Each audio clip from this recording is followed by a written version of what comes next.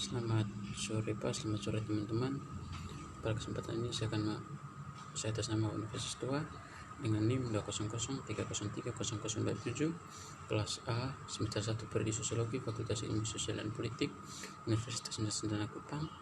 Pada kesempatan ini saya akan mempresentasi hasil tugas dari mata kuliah pengantar sosiologi, yaitu review buku ke-16 dengan judul pengantar kritis untuk sosiologi. Baik, langsung saja ke pembahasan bab 1, sosiologi, wacana dan filsafat publik. Sosiologi adalah studi ilmiah tentang struktur sosial dan hubungan serta perilaku manusia. Sains mengacu pada proses pengembangan teori yang diuji dan kemudian ditolak, dimodifikasi atau dipertahankan sampai dikembangkan lebih komprehensif. Sosiolog menguji teori-teori ini terhadap kasus empiris untuk menentukan apakah dan sejauh mana teori itu masuk akal dan diterapkan. Teori atau paradigma sosiologis adalah cara memahami efek kekuatan sosial pada individu sebagai anggota kelompok dan kategori sosial.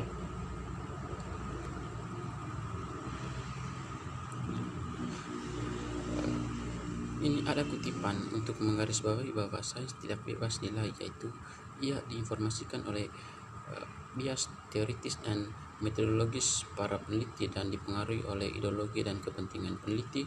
Sebuah poin yang akan dielaborasi kemudian dalam beberapa bab berikutnya.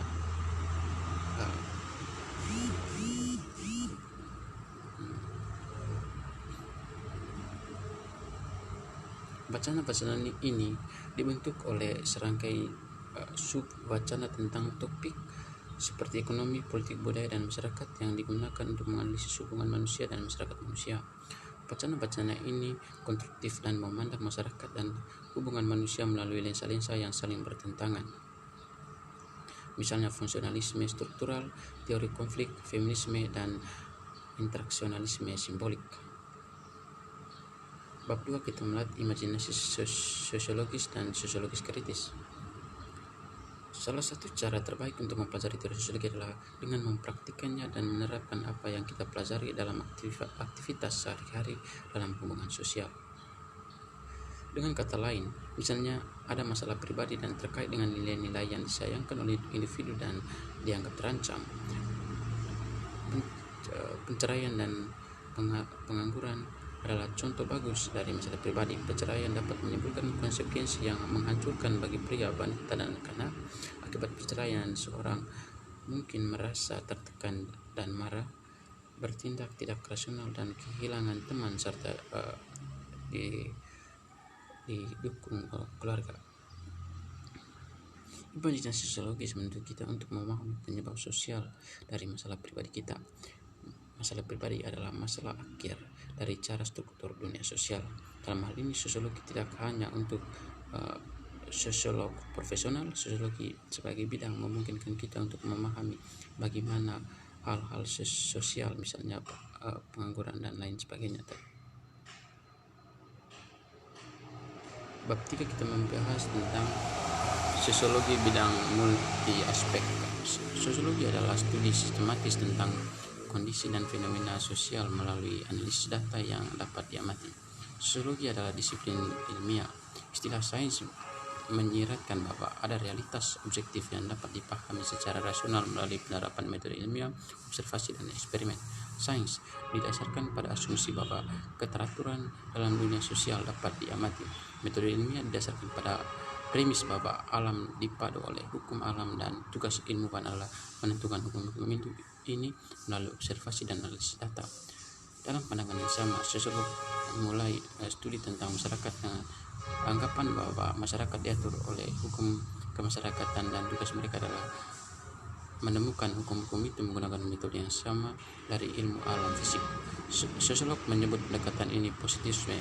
Sebagai ilmu, sosiologi mengacu teori abstrak dan menguji teori-teori ini terhadap kasus empiris untuk menentukan apa mereka dapat dipercaya. Bab 4 kita melihat sosiologi debat dan metode. Seperti yang telah dibahas sebelumnya, sosiologi mempelajari hubungan antara individu dan masyarakat. Namun, sosiolog tidak hanya peduli dengan pemahaman perilaku dan keyakinan individu dalam isolasi dari individu lain. Sosiolog meneliti hubungan antara agensi dan struktur sosial. Mereka menganalisis hubungan manusia secara langsung dalam konteks interaksi tatap muka atau secara tidak langsung melalui struktur sosial. Perspektif ini menekankan bahwa manusia adalah produk dari masyarakatnya. Kepribadian dan identitas kita dibentuk oleh struktur sosial. Seperti yang telah disebut, struktur sosial adalah pola interaksi sosial yang relatif bertahan dalam masyarakat dan kehidupan sosial yang mengatur dan membatasi hubungan antar individu. Aktor sosial lahir dan ke dalam masyarakat dengan tatanan struktural sosial tertentu adalah institusi sosial seperti keluarga, ekonomi, pemerintah, dan sistem pendidikan. Bab 5 kita melihat bidang sosiologis, konteks, dan sejarah. Istilah disiplin mengiterkan kepaduan pada metode khusus tertentu dalam penyelidikan dan pemeriksaan masalah dan variabel. Ini menunjukkan bahwa setiap disiplin mengikuti seperangkat aturan dan standar dalam menyelidiki masalah sosial, budaya, politik, psikologis, dan lingkungan. Setiap disiplin juga dapat menolak metode dan teknik yang digunakan dalam disiplin ilmu. Namun pendekatan berlebihan pada sosiologi dengan metode penelitian kasus disiplin penulis yakin dapat membatasi pemahaman kita tentang masalah sosial, politik, budaya, struktur, dan hubungan. Untuk itu, sejalan dengan pendekatan pendidikan komparatif, buku ini menekankan bahwa sosiologi juga menerapkan bidang yang terus berubah. Secara lapangan, implikasinya adalah bahwa sosiologi mengacu pada pengetahuan yang dihasilkan dalam beberapa disiplin ilmu lain untuk lebih memahami komplikasi masalah tertentu yang menjadi perhatian sosiolog. Bab 6 kita melihat sosiologi dan kebangkitan masyarakat modern. Bagaimana sosiolog awal membedakan antara masyarakat pramodern dan modern? Bagaimana mereka berteori tentang perubahan dari masyarakat pramodern ke modern? Ide modernitas menjadi subjek utama analisis sosial selama abad ke-19 sebagai akibat dari efek revolusi industri dan globalisasi ekonomi yang menyertainya dan westernisasi dunia. Modernitas menyoroti pergeseran dari dan persiapan dengan masyarakat tipe tradisional. Ciri terpenting modernitas adalah bahwa segala sesuatu pada akhirnya akan berubah, dibentuk kembali, dipindah, dibubar, dan dipercepat. Modernitas mengacu pada era rasionalitas, birokrasi, urbanisasi, dan objektivitas. Bab 7 kita melihat sosiologi, modernitas, dan perubahan. Seperti disebut di bagian sebelumnya, modernitas menyiratkan pergeseran dari tipe masyarakat tradisional dan pandangan dunia sosial, ekonomi, dan politik mereka. Menurut Guinness, modernitas mengacu pada metode organisasi dan kehidupan sosial yang muncul di Eropa sejak abad ke-17 dan menjadi mendunia dengan konsensus dan pengaruhnya manusia dan dicirikan oleh atau dikonsolidasi yang membedakan dari pendapatnya itu.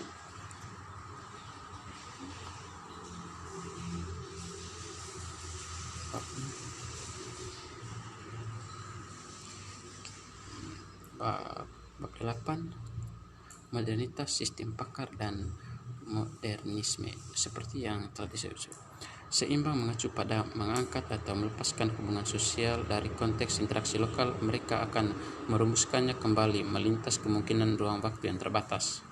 Yang pertama, token simbolik. Dua, sistem alih. Dan hal ini mengacu pada dunia modern adalah dunia yang dinamis dan kabur. Dalam periode modern, populasi manusia meningkat secara drastis. Begitu pula pusat-pusat kota. Masyarakat modern adalah masyarakat yang dipengaruhi oleh perubahan konstan, cepat, dan permanen. Dan juga perubahan universal pada metode pengajaran yang direkomendasi oleh para ahli berdasarkan hasil tes standar dapat membuat lingkungan belajar dapat berjalan dengan baik. Bab 9 kita melihat modernitas, pencahayaan masyarakat dan negara. Modernitas bagi Karl Marx dicirikan oleh kebangkitan ekonomi kapitalis.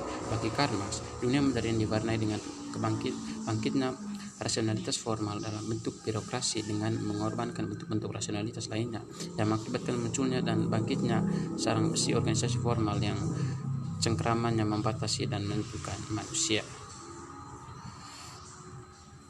Dan juga secara umum pengaruh filosofis pada sosiologi lebih negatif dan tidak langsung daripada positif langsung, meskipun hal ini akan dapat mendefinisikan sosiologi Prancis klasik seperti rasional, empiris, dan lain sebagainya. Logikanya adalah jika masyarakat diciptakan oleh Tuhan, maka manusia tidak boleh mencoba mengganggu rencana ketuhanan dan mengubah aspek masyarakat apapun ciptaan suci. Baik, demikian hasil presentasi dari saya. Atas kekurangan saya mohon maaf dan selamat sore untuk kita semua. Sekian dan terima kasih.